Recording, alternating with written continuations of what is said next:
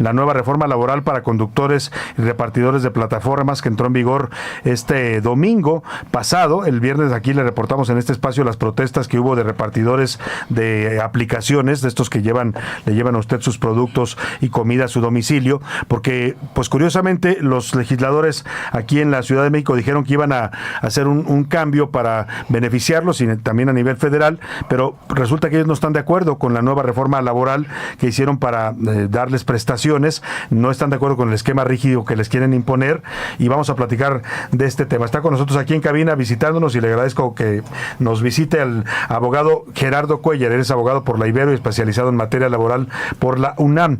Es titular del despacho Gerardo Cuéllar y Abogados, que está representando a estos repartidores por aplicación. Bienvenido, abogado, buenas tardes. Buenas tardes, Salvador, muchas gracias por la invitación. A ver, ¿y qué pasa con esta nueva reforma laboral? Se supone que el objetivo de los legisladores, y así lo vendieron y anunciaron, era ayudar a los repartidores, ¿no? Darles un esquema de protección laboral, pero resulta que los repartidores no fueron consultados y no están de acuerdo con lo que les están dando en esta ley. Sí, como bien dice Salvador, mire, hay un punto muy importante de esta nueva reforma. Se añade un capítulo como trabajadores digitales de estas personas a la Ley Federal del Trabajo, en donde antes hablamos de más de 700,000 personas que hoy en día están trabajando bajo este sistema. Antes eran considerados como socios de la aplicación o de cierta forma prestadores de un servicio. Claro. Hoy la ley con esta reforma y lo que bien establece el gobierno y defiende esa postura es de que se les da ya un esquema de trabajadores. Y este esquema de trabajadores, para empezar, obliga a estas aplicaciones a registrar un contrato laboral en el Registro Federal de Conciliación y Registro Laboral. En un contrato en donde se va a establecer cuál es el monto que van a percibir los trabajadores ahora por el servicio o tarea determinado. O sea, ¿un salario fijo les quieren poner? Les establecerán una meta y un salario determinado por obra realizada. Sí. Cosa que antes no había certeza para esas personas de cuánto la aplicación les iba a pagar.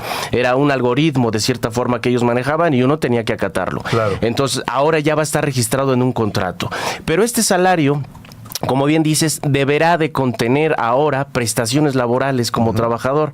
Cuando a ti te paguen por realizar a un repartidor un envío, deberá contemplar este salario pago de manera semanal, una prima vacacional, un pago del 7º día de descanso, tu parte proporcional de aguinaldo, incluido dentro del salario, lo cual evidentemente va a encarecer a las aplicaciones el mantener a este esquema de trabajadores ahora ya con prestaciones laborales.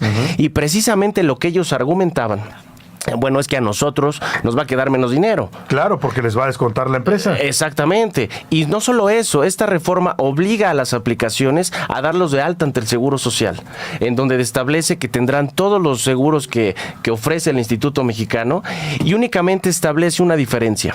Dice, si tú te puedes conectar y trabajar cuando quieras, pero si no alcanzas como tal un salario mínimo fijo mensual, que hoy en día en la Ciudad de México está en 279 diarios, hablamos de 8,364 pesos mensuales. Si tú no me generas eso como salario, únicamente vas a estar protegido para riesgos de trabajo, pero no te voy a dar todos los servicios generales del Seguro Social.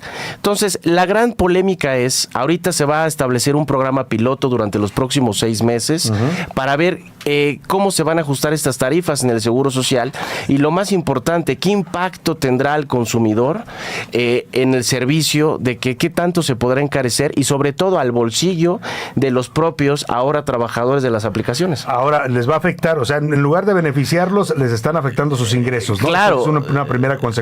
Por supuesto. Luego está la otra parte de la flexibilidad que ellos manejaban, porque muchos jóvenes que trabajan en estas aplicaciones llegaron ahí porque o son estudiantes o tienen otro trabajo y hacen esto como de medio tiempo o algunas horas al día. Ahora tendrán que cumplir con un horario.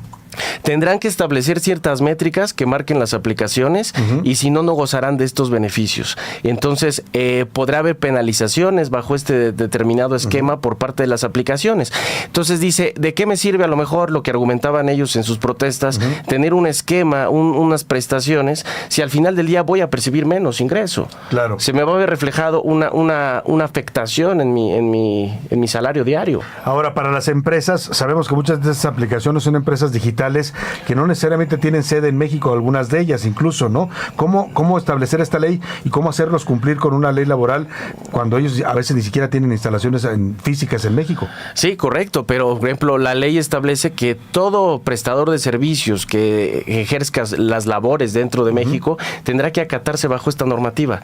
O sea, la aplicación, independientemente que son empresas transnacionales, por así decirlo, tendrán que seguir esas métricas en México. Entonces, lo que dicen, nuestra disminución de ganancias se verá afectada porque nuestro gasto en cuotas del Seguro Social, nuestro gasto precisamente en pago de prestaciones, entonces seguramente tendrá un impacto, y lo que no se sabe es qué tanto nos veremos afectados todos los que somos consumidores de estas aplicaciones. Claro, que te suban el costo, ¿no? Exactamente, y ya no va a ser a lo mejor costeable tampoco para un trabajador. Entonces va a haber, en lugar de mayor apoyo a una economía con mayores trabajadores, se va a ver disminuido estas labores. Ahora, pues, va a causar desempleo, ¿no? Claramente el resultado de una ley que se hizo sin consultar a los afectados, en este caso, o a los que intentaban beneficiar. ¿Qué es lo que piden en estos momentos ustedes como abogados, usted como abogado de Gerardo Cuéllar, de estos repartidores? ¿Qué es lo que ellos están buscando en este momento? Mire, ellos están buscando que precisamente las aplicaciones, ante este nuevo régimen que les impone la ley, no les afecte en la cuestión salarial. No se les puede imponer cuotas mayores por el uso de estas aplicaciones, ni mucho menos cuotas para efectos del Seguro Social.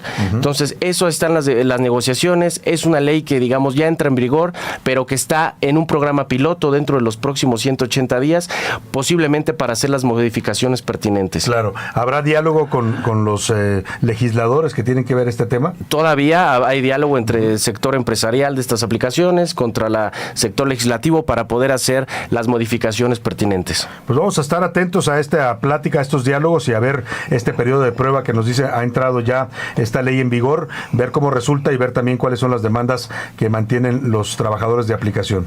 Así es, correcto, Salvador. Habría que ver también cómo se va a regular la terminación de la relación. Hablan de que si en 30 días no se conecta una persona, ya se da por terminada la relación laboral, pero asimismo también se habla de indemnizaciones. Si alguien una aplicación bloquea ya a un usuario, se toma como un despido y tendrá que indemnizarlo en términos de ley con sus 3 meses y prestaciones. Y obviamente será una práctica que tendrá que ajustarse a la impartición de justicia en los juzgados laborales. Entonces, está muy incipiente, fue una reforma al vapor, que en la práctica tendrá muchos retos que solventar, y sobre todo ya en la aplicación, en un impacto económico y jurídico.